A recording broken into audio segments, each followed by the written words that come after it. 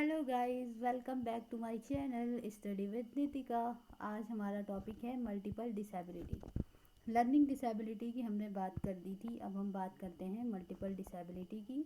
जहाँ एक तरफ लर्निंग डिसेबिलिटी के अंदर केवल ऐसी कुछ डिसेबिलिटीज़ आती हैं जो हमारे कुछ सीखने में हमें बाधा उत्पन्न करती है कुछ सीखने में। लर्निंग डिसेबिलिटी जैसे हमने कहा था डिसलेक्सिया, डिस्कैलकुलिया, इसमें फिज़िकल डिसेबिलिटी का कोई रोल नहीं होता और यहाँ पर बात लर्निंग डिसेबिलिटी की जाती है। लेकिन मल्टीपल डिसेबिलिटी की हम देखते हैं ऐसे ही बहुत सारी, जो इंट्रोडक्शन की हम बात करते हैं कि बहुत सारे टाइप के इम्पेयरमेंट्स हैं, डिसेबिलिटीज़ हैं जो बच्चों के अंदर पाई जाती हैं।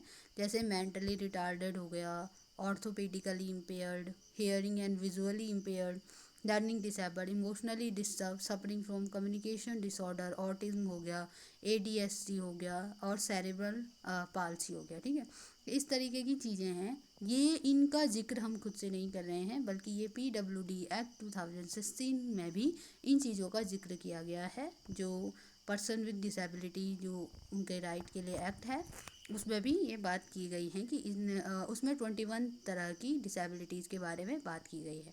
तो इतने सारी डिसेबिलिटीज़ बच्चों के अंदर पाई जाती हैं।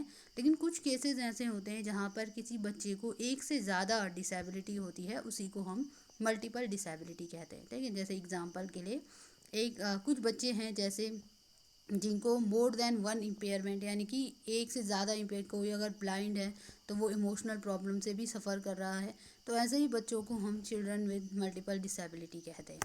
ठीक है, उनके अंदर एक से ज़्यादा डिसेबिलिटीज होती है, सिंपल कॉन्सेप्ट है।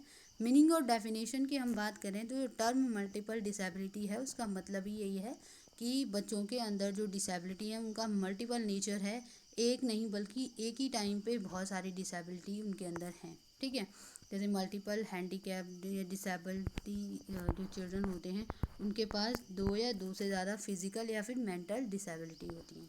ठीक है, डेफिनेशन की हम बात करें तो national dissemination centre for children with disability NICSCI USA ने एक डेफिनेशन इसके बारे में दिया है कि पीपल विद सेवियर और multiple disability are those who traditionally have been labelled as having severely to profound mental retardation. ठीक है, कि जिनके अंदर वो बच्चे जिनमें क्या होता है, जिनको ट्रेडिशनली ये बताया जाता है कि वो क्या है, सेवियरली मेंटल रिटार्डेड हैं। ठीक है, they frequently have additional disability including movement difficulty, sensory loss, behaviour problem. ठीक है, तो इनके कहने का मतलब ये था कि जिनको मेंटल रिटार्डेशन जिनके अंदर होता है, ठीक है, मेंटली रिटार्डेड जो भी पर्सन होता है उसके अंदर एडिशनल डिसेबिलिटी खुद ही आ जाती है।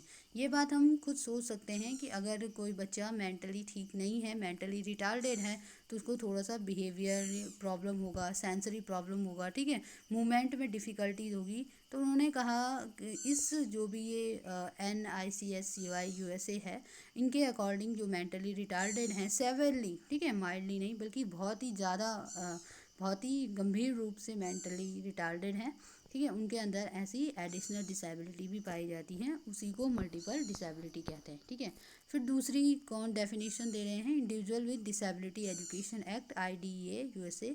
इन्होंने multiple disabilities are those with concomitant impairment and the combination of which cause such severe educational need that they can't be accommodated in special education program solely for one of the impairment। ठीक है, अब उनका क्योंकि ये education act है तो ये multiple disability को कैसे डिफाइन कर रहा है कि जिन बच्चों के अंदर बहुत जैसे बहुत कम्बिनेशन होते हैं सेवियर इम्पेयरमेंट के, ठीक है, बहुत सारे इम्पेयरमेंट्स उनके अंदर। इम्पेयरमेंट्स का मतलब क्या है कि नॉर्मल नहीं है। ठीक है, इम्पेयरमेंट मतलब कुछ खामियां नहीं, मतलब कुछ डिसेबिलिटी हम कह सकते हैं उनके अंदर पाई जाती है।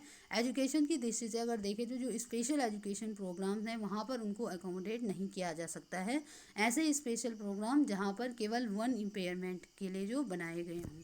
ठीक है, तो इनके अकॉर्डिंग मल्टीपल डिसेबिलिटी क्या है, बहुत सारे जो डिसेबिलिटीज़ हैं अलग अलग, जो कि हमारे यहाँ भी PWD एक्ट 2016 में जिनको डिस्क्राइब किया गया है, जो मैंने इंट्रोडक्शन में भी डिस्क्राइब किए हैं, ठीक है, तो वो जो भी मल्टीपल डिसेबिलिटी हैं वो।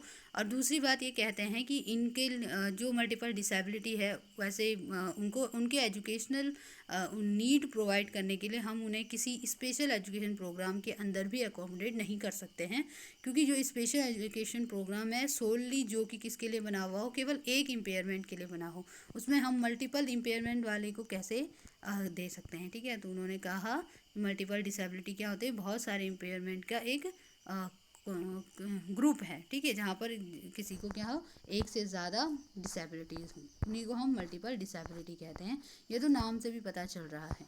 ठीक है, मल्टीपल डिसेबिलिटी के कॉज क्या होते हैं, नेचर क्या होते हैं, ये आप लोग खुद से भी जान सकते हो, लेकिन इसके अंदर जो जानने वाली चीज़ें हैं वो ये हैं कि इंडिया में इसके लिए क्या किया जा रहा है। तो आगे वीडियो में हम धीरे धीरे इन चीज़ों को डिस्कस करते रहेंगे। ये थोड़ा सा इंट्रोडक्शन था। Thank you. अगर आपको इस चैनल के माध्यम से कुछ भी हेल्प मिलती है देन लाइक करें और सब्सक्राइब भी करें अगर आपकी मर्जी हो तो। Thank you.